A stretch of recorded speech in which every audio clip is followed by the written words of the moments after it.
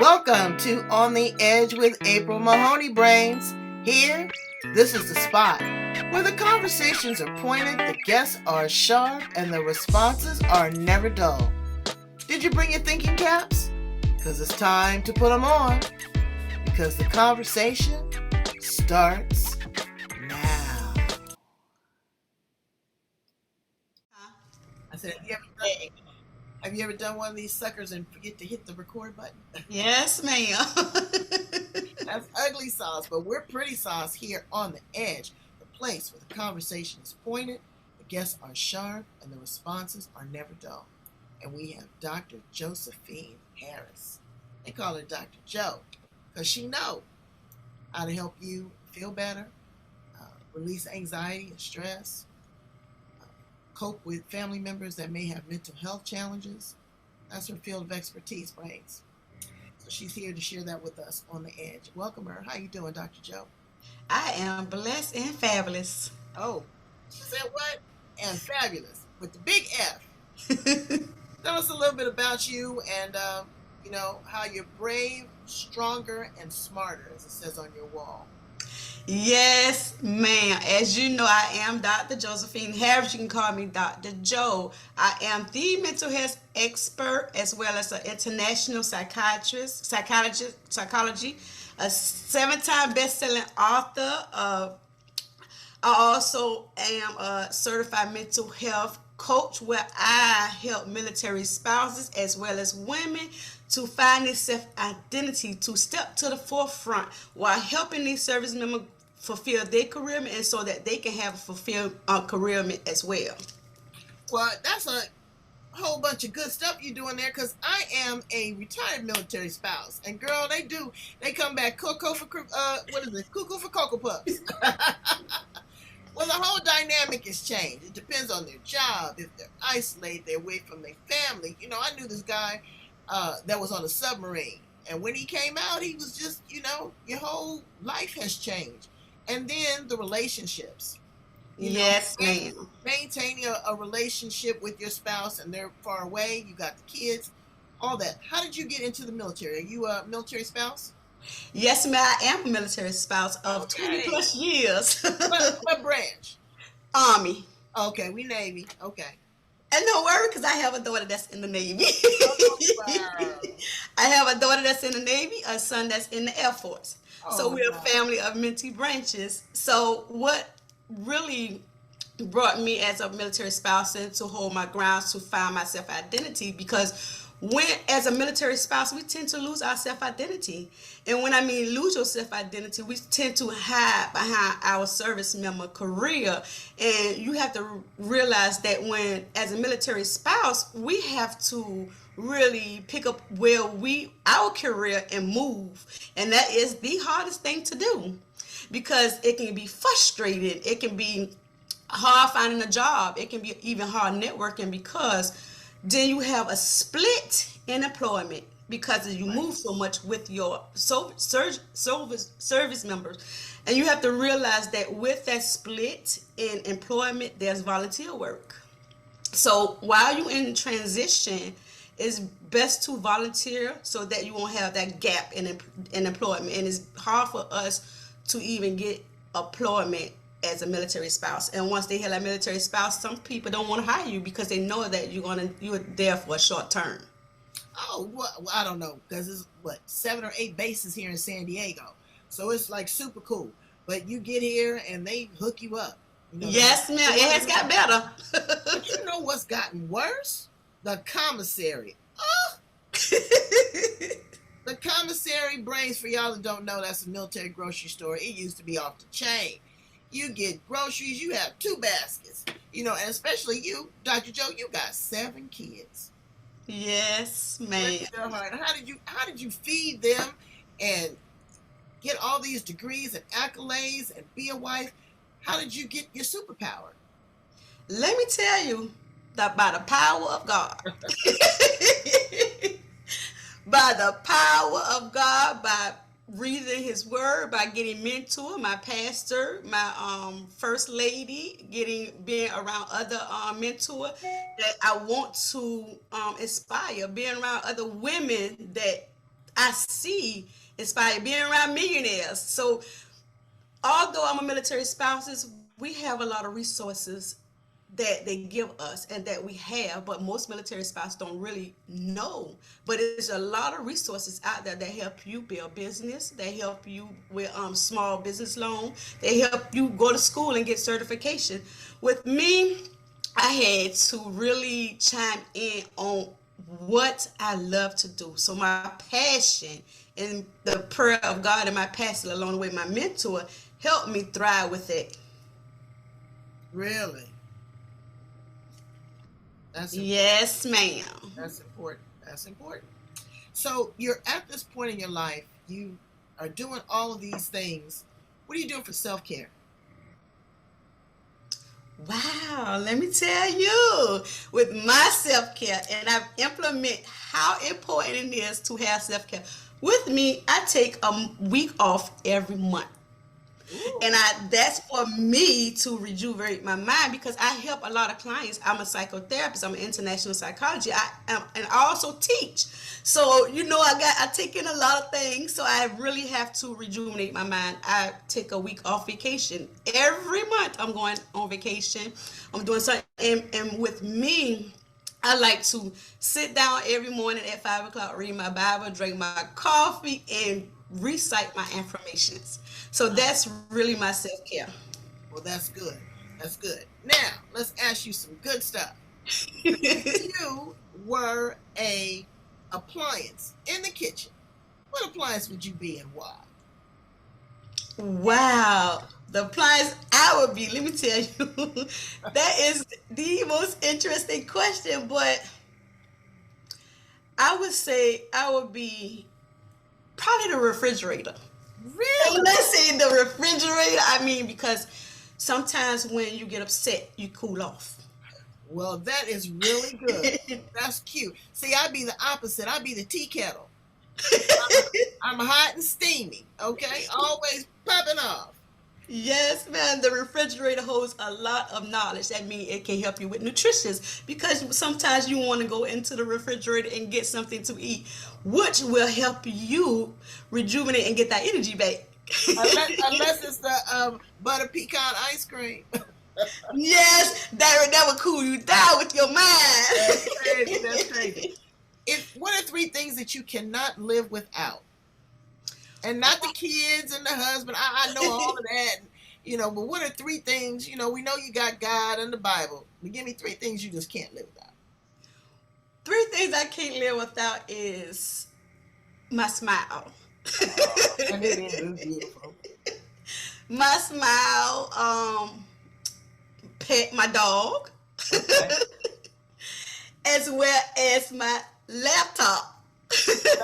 You a laptop lover? Yes, that's my laptop because let me tell you, I have my reading books on there. I have my affirmation on there. It's my life. That's too funny. That is too funny. What would you tell a 25-year-old Josephine Harris? Wow, if I tell a 25-year-old, if I think back when I was 25, I would say, you know what?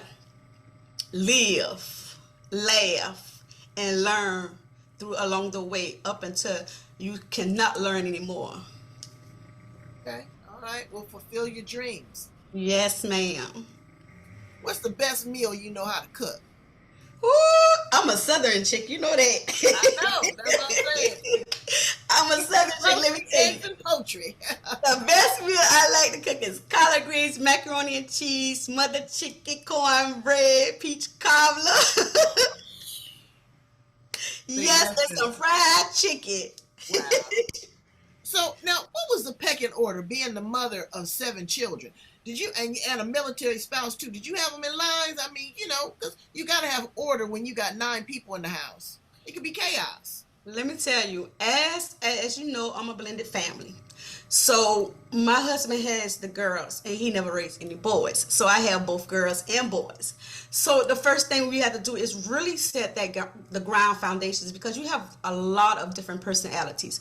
So one of the things you have to set is expectations of what you and your family want as a whole family. So we set family goals, and we also set individual goals.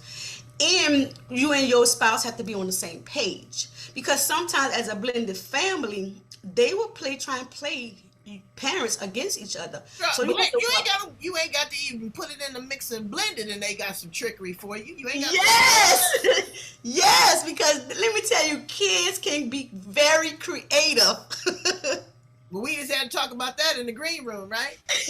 Yes, they can be very creative. So it's basically having to be on the same page, and basically having that communication with your the biological mother and father, because sometimes the biological mother and father could corrupt your household, and you have to make sure that they on the same, everybody on the same page and get along. So we had some trials and tribulations along the way. It was very difficult at first. So we had, yes, ma'am, we had to set them ground rules down immediately. And then too, among conflicts, when you're not involved, people got to work out their own dynamics. Mhm. Everybody is not going to have the same relationship, Nope. and you can't just assume that. And then you can't let that relationship of them work on you and your spouse. So it's a very delicate dance. I get that. So what do you do as an international psychology? I mean, that means you deal with them brains all over the world. What you doing? Yes, ma'am. I counsel a lot of military soldiers in different countries: Korea, Japan, Thailand. Mostly I do, my clients is in Korea. So I do a lot of international clients in Korea and in China and Japan. Okay. Well, good. That's good because, mental health, and really in our community, in the Black community, they don't want to talk about it. They don't want to deal with it. They'll self-medicate. They go get drinking or drugging or arguing and screaming, and it's hard because I've seen, as a military spouse, I'm so glad I'm married to Mr. Magnificent, but I've seen the women that have really had to struggle, Yeah. And they come home and, the husband is this authoritarian, and you've been away from the kids. The dynamics has changed, the intimacy. You even got to get born back up to each other. So it's a lot going on. So I'm glad that we have mental health professionals like you. Tell us a little bit about your writings and the anthologies you've been in. Do you have any copies of them there? I do. I have some of them around here somewhere. But one of the things I'm working on now is a mother's prayer, and that's already out now. That's the most newest one I'm working on now with Navia, and I talked about how daughters are unique and they don't have to cater to other people perspective on them, and how so I talk about my daughters in the book, and how they are unique, and how the attitude don't have to change based on what the world based on what the world say they are and they are not, and how beautiful they are, and God made us unique in every which way we can possibly be. Absolutely. Yeah, he don't make sloppy seconds. Everybody brings something to the table, and I had a little test in that. I'm working together. I'm building a coalition of neighbors to come together, and I had an expectation of others. I have to meet people where they are. Yes. That means if I have to edit and filter, because I'm a very strong personality, as if y'all didn't already know that. But you got to temper yourself, because you can blow yourself right out the water. And my husband, he's so cool. He said, "I don't let nothing bother me no more. I don't even care about that stuff." But it's hard, and that takes maturity.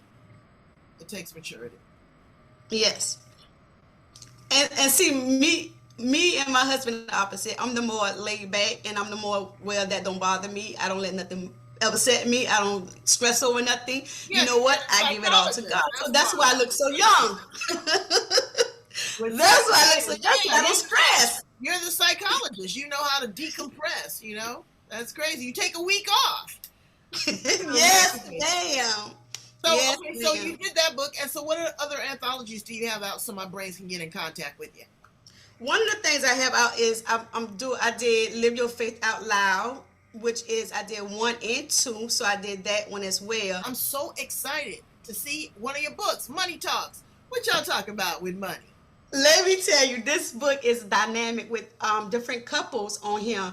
So one in this book is Dr. Constant is the visionary author of this book. So me and my husband, Keith Harris, did a chapter in this book, and it's called Unconditional Love. So we talks about how we met, by God and how God brought us through different trials and tribulations in our relationship. Wow, that's pretty good. Because yeah, it makes a difference. It makes a strong foundation. It really, really does. Tell my brains how to get in contact with you if you got any special offerings, promotions. You know what you doing. Well, you can get in contact with me on all social media, Dr.Jo Harris, on LinkedIn, Dr. Josephine Harris. I also have several books that's out. You can go on my website is www.commonmindsllc.com. I also am a blogger. So I have a blogger called Healthy Hearts and Minds where I talk about my mental health journey and how I overcame certain obstacles as a military spouse and what trips I went on to soothe my soul. Okay, that I tell you, it's that week off. Yes, ma'am. Well, thank you for being here on the Edge Brains. I need you to check in, okay? Every now and then, you get your heart checked, you get your blood pressure checked, get your brain checked. It's good for you. I'm telling you. Get you plugged in. Get you tuned up. Go back and listen to other edgy conversations right here. This is the address. Okay? I need you to love, like, and share. I want you to raise those numbers. Raise the roof on them. Love, like, and share. Connect.